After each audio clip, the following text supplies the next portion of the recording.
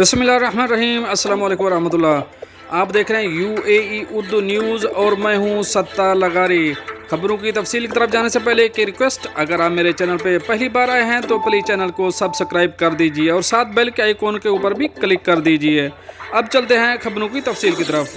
Dubai custom نے چرس کی اسمگلنگ کا پردہ چاک کر کے 54 کلو گرام ممنوعہ مادہ قبضے میں لے لیا۔ اب اس خبر کی تفصیل آپ سے شیئر کریں گے۔ اتھارٹی نے اعلان کیا کہ دبئی کسٹم نے چرس کی اسمبلنگ کی ایک جدید ترین تکنیک کا پردہ فاش کیا اور اس ریئیکٹ کو ناکام بنا دیا جو کچھ عرصے سے چل رہا تھا۔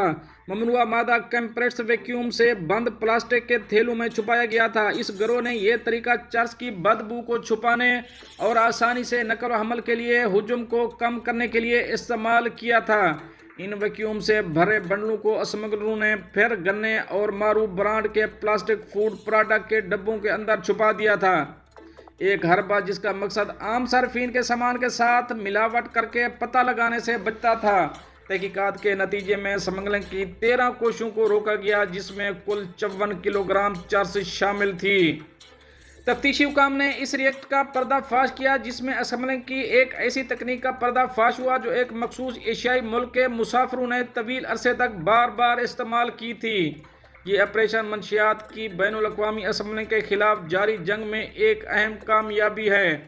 جرم کی نفیس نوعیت کے باوجود دبئی کسٹم کے انسپکٹر جدید ڈیٹیکشن ٹیکنالوجی اور مکمل معائنہ کی تکنیک کا استعمال کرتے ہوئے اسمگلنگ کی کوششوں کی نشاندہی کرنے میں کامیاب رہے۔ یہ آپریشن غیر قانونی مادوں کی نشاندہی کرنے اور اسمگلنگ کی سرگرمیوں کا مقابلہ کرنے میں ایجنسی کی بڑھتی ہوئی چوکسی اور عالمی معیار کی صلاحیتوں کو اجاگر کرتا ہے۔ دوستو یہ تو تھی ایک اہم اپڈیٹ جو آپ دوسروں سے شیئر کری ہے۔ ملتے ہیں نیکسٹ اپڈیٹ کے ساتھ نیکسٹ ویڈیو میں، تب تک کے لیے اللہ حافظ۔